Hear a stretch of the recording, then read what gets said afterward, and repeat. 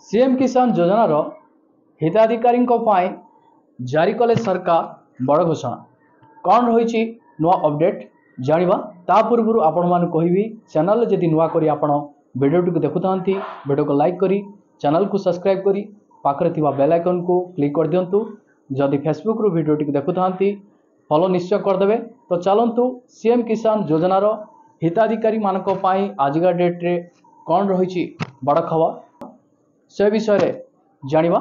CM किसान योजनार हिताधिकारी को केवाईसी वेरिफिकेशन करिबा पाई परामर्श देइचंती लोकसेवा भवन स्थित सम्मेलनी कक्ष रे आज उपमुख्यमंत्री तथा कृषि और कृषक सशक्तिकरण एवं शक्ति मंत्री श्री कनक वर्धन सिंहदेव अध्यक्षतार दुईटी समीक्षा बैठक अनुष्ठित होईछि। प्रथम कृषि और कृषक सशक्तिकरण विभाग अधीन चालुथिबा निर्माण कार्यगुड़िकर समीक्षा उपमुख्यमंत्री श्री सिंहदेव और प्रमुख शासन सचिव डॉक्टर अरविंद कुमार पाढ़ी कहिथिले द्वितीय थर सीएम किसान पीएम किसान और माड़ियार सरकारी स्तर में क्रय आदिर समीक्षा करा जायछि।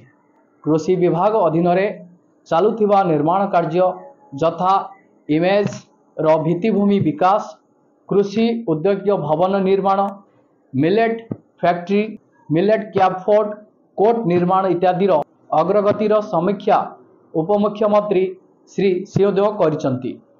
आसंता सेप्टेम्बर मास सुधा निर्माण कार्य शेष करिबा पाई विभाग पक्षरु संपृक्त संस्था मानकु कुआ जायछि।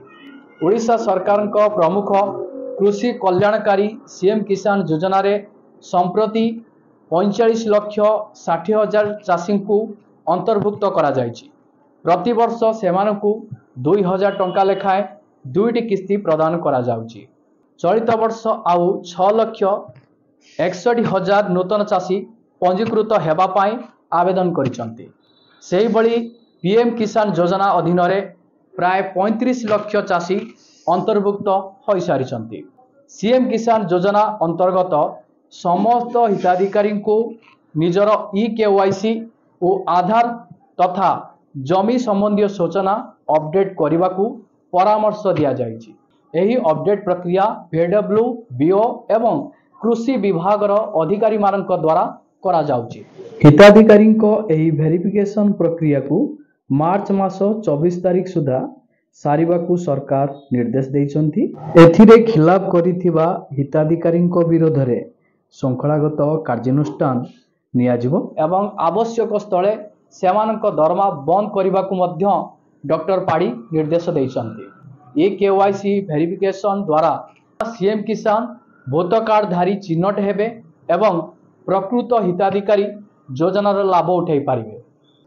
राज्य में विशेष भावे अनुन्नत जनजाति चाषी संख्या 87,869 थिबा बेले सेमानकु अग्राधिकारी भित्तिरे सीएम किसान और पीएम किसान भली कल्याणकारी योजना रे अंतर्भुक्त करण उपरे उपमुख्यमंत्री श्री सिंहदेव गुरुत्वारोप करिसंती। राज्य सरकार फार्मर रेजिस्ट्री पोर्टल माध्यम चाषी एकीकृत डाटाबेस उपलब्ध करने को मध्य चेष्टा जारी रखिछंती। राज्य रे अन्नर उत्पादन क्षमता रे वृद्धि घटी एवं सरकार एफओ सहायता रे मंडी द्वारा मांडिया फसल क्रय करुचंती। वर्तमान क्विंटाल पिछा अन्न सर्वनिम्न मूल्य 4,290 टंका थिबा बेले अधिक 210 टंका देई सरकार क्विंटाल पिछा 4,500 टंका रे किणुचंती। आज सुधा 5.51 लाख क्विंटाल मांडिया संग्रह करिसंती। अन्न अभियान अंतर्भुक्त मंडी रे शस्य सफा करिबा मेसिन जुगाई दिया जाइछि एवं चाषी एफक्यू मानर मांडिया मंडी रे विक्रय करी उपयुक्त राशि पाई पारुचंती। मंडी रे मांडिया विक्रय शेष हेबा मंडी रे मांडिया विक्रय शेष तारीख मार्च 31 तारीख धार्य करा जाइछि।